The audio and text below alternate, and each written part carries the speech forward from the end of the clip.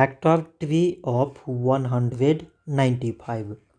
So 195, it can be written as 3 times 65.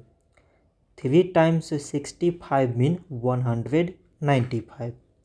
Now 65, it can be written as 5 times 13.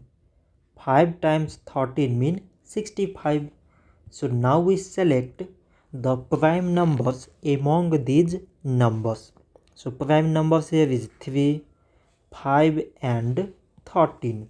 So we can write 195 is equal to product of all these prime numbers, that is 3, 5 and this 13. So this much for today, and thanks for watching.